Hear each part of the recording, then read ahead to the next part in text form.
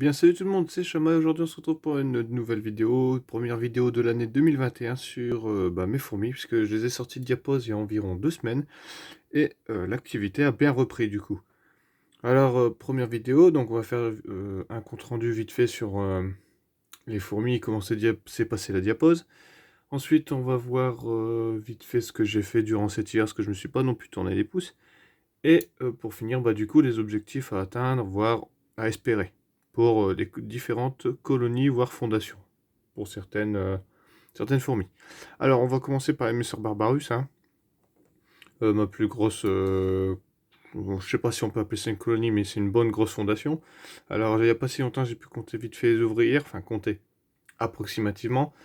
Il y en a environ, allez, je vais dire une cinquantaine. J'ai quand même eu pas mal de pertes cet hiver avec la diapo. Je pense que les plus vieilles, elles n'ont pas aimé le froid.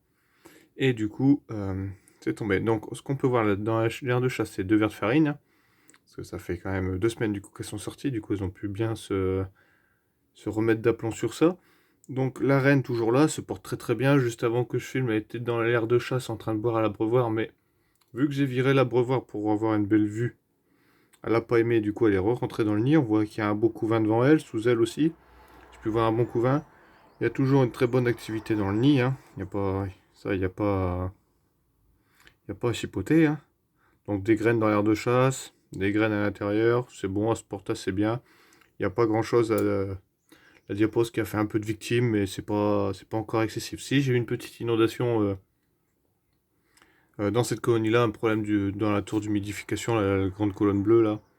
Toute l'eau du tube, en gros, elle est partie d'un seul coup et il y avait énormément d'humidité dans le nid, ce qui fait que peut-être pour ça qu'il y a aussi eu pas mal de morts. Mais sinon, tout se passe très bien. Voilà, la reine qu'on peut voir un peu mieux. Elle est un peu à l'écart. Une belle mémère, hein. Bon, maintenant on va passer sur les Lasus Niger ou SP Noir, hein. Elle, très bon développement. Ça a repris, ça a bien repris depuis la fin de diapose. Pareil, il y a 2 semaines, j'aurais donné un petit peu de protéines, un petit peu de liquide sucré.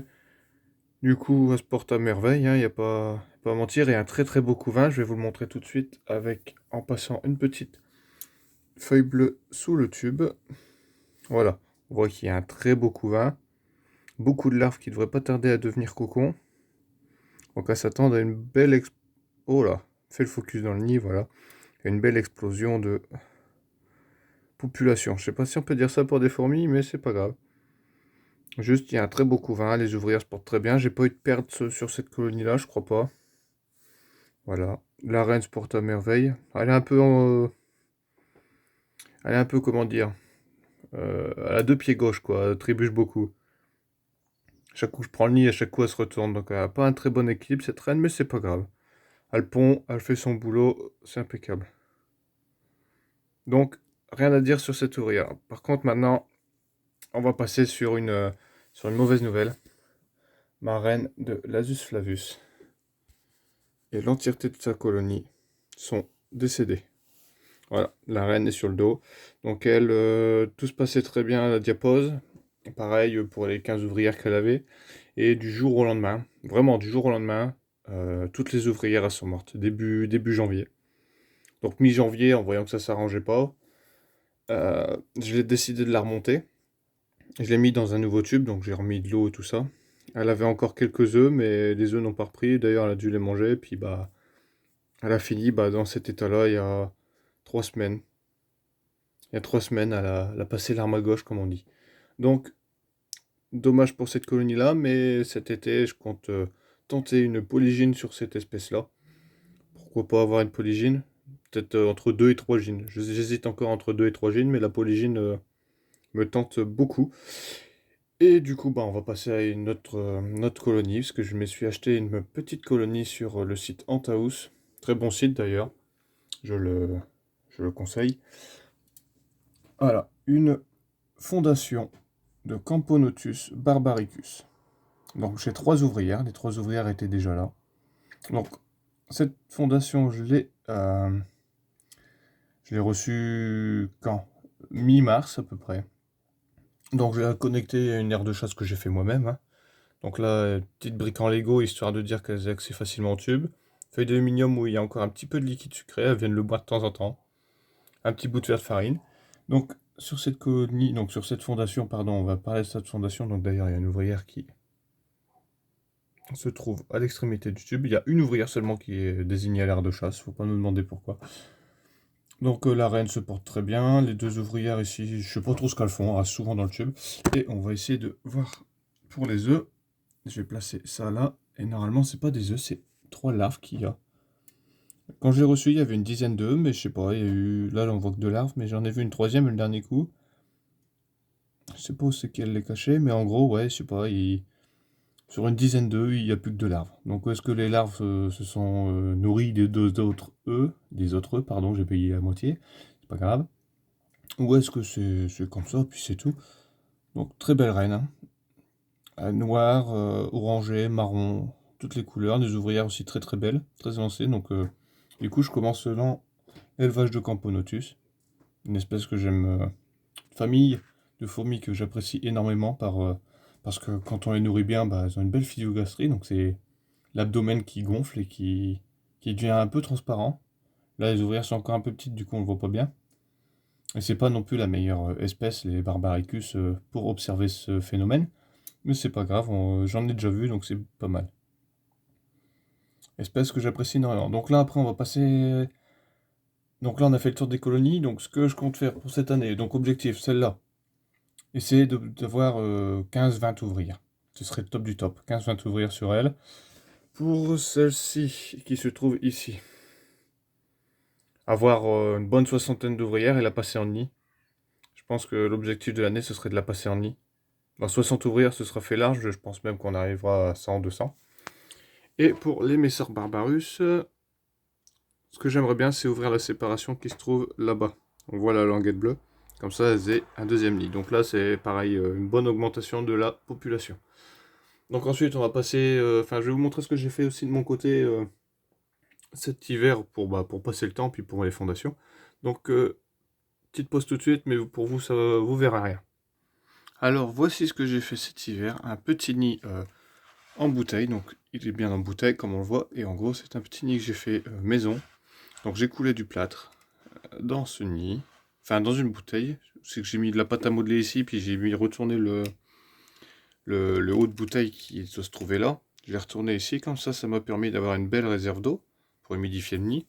Le problème c'est que voilà, j'ai de l'eau qui est un peu calcaire, du coup faut que ça me fait des résidus de calcaire, de craie, ça fait un peu créeux, ouais. Donc les fourmis arriveront par ce tube. Elles arriveront ici. D'ici, voilà, elles peuvent avoir tout le nid qui est quand même pas mal, hein, là-dedans. Je pense qu'on peut mettre, facilement, ouais, facilement, attendez. Alors, admettons ici, il y a 100 ouvrières, ouais. Bon, on peut en mettre facile 5000, je pense que là-dedans, 5000, je pense que ça va être largement faisable. Donc ce nid-là, ce sera pas le seul que je vais faire, je compte en faire d'autres. Et ensuite raccorder du coup le, le tube ici, le raccorder avec un embout comme celui-ci, 4 entrées. Mais le problème c'est que c'est des entrées de diamètres différents. Il y a deux diamètres 10, il y a un diamètre 8 et il y a un diamètre 12 qui est celui-ci, le diamètre 12. Donc très, très embêtant, mais c'est pas grave. Ça, je vais acheter un tube de 12 pour pouvoir mettre du 10 dedans. Puis là, je mettrai un 8 et puis je remettrai du 10 derrière tout de suite. Et avec, du coup, avec ce nid bouteille, il faut une aire de chasse qui va avec. Donc une aire de chasse bouteille. Donc tuyau aussi qui vient ici. Un fond en plâtre. Bon, le fond, il est pas fameux, hein, c'est pas l'une des plus grandes réussites. Il casse, il est pas scellé, il bouge, mais bon, c'est pour éviter que l'aire de chasse se retourne. Regardez, hop. Ça fait un pot au fond, c'est pas grave si les fourmis creusent dedans, mais normalement, je compte mettre l'Eliasus à l'intérieur. Donc, petit couvercle sur le dessus. Je mettrai de l'huile de paraffine là tout autour pour éviter qu'elle grimpe. Donc, ce nid-là, bah, le tube qui se trouve ici sera connecté directement à ça pour ici. Et avec ceci, du coup, bah, je compte en faire deux autres bouteilles déjà, comme ça. Ce qui fait que là, vu qu'il me restera deux places, je pourrais faire bah, une bouteille ici par exemple, une bouteille ici, une bouteille un peu plus loin, et finir sur l'aire de chasse ici présente. Donc voilà ce que j'ai fait cet hiver. Donc j'ai encore du plâtre, mais il faut juste que je trouve des bouteilles. J'ai fait ça dans une bouteille de Schweppes. Donc en gros j'ai moulé le plâtre et j'ai creusé après avec une Dremel. C'était le plus simple parce que faire tout ça en pâte à modeler, vous voyez pas le bazar, puis ça tient pas. Donc voilà, j'ai moulé et puis j'ai fait ça avec une Dremel. Ça va, j'aime bien le résultat. Vous pouvez me dire ce que vous pensez en commentaire. Par contre là, juste le truc petit bémol, là c'est la finition ici. Niveau du tube, ça j'ai fait ça après. J'ai rajouté, donc j'ai essayé de lisser un peu. Là ça se voit pas de trop, mais ici, ouais, ici il y a un gros manque de finition. Mais bon, c'est pour sceller le tube et en gros le tube bah, il bouge plus trop. Voilà. Donc ça dans une bouteille de Schweppes parce que c'est la seule qui a une forme à peu près rectiligne sur le niveau. Parce que c'est bien beau de le mouler, mais après il faut le remettre dans une autre bouteille quoi. Donc tout ce qui est bah, bouteille comme celle-ci, hein, on peut pas, il y a des grosses courbes, il y a tout ça, donc c'est un peu embêtant. Du coup voilà. Voici donc première vidéo après diapause. Donc tout ce que j'ai fait cet hiver aussi de mon côté. Et pour finir, les objectifs, c'est validé. Donc n'hésitez pas à dire en commentaire tout ce qui va bien, comme tout ce qui ne va pas.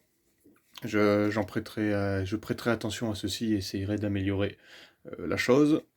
Et aussi, bah, vous pouvez lâcher un pouce bleu ou un pouce rouge si vous n'avez pas aimé, mais m'en fous moi. Et j'en perds mes mots, partagez la vidéo aussi si vous aimez bien. N'hésitez pas à partager à d'autres personnes qui pourraient aimer les fourmis. Quelqu'un là-dedans? Il n'y a personne là-dedans. Bon bah allez, sur ce, merci d'avoir regardé jusqu'au bout et puis bah à la prochaine. Ciao ciao.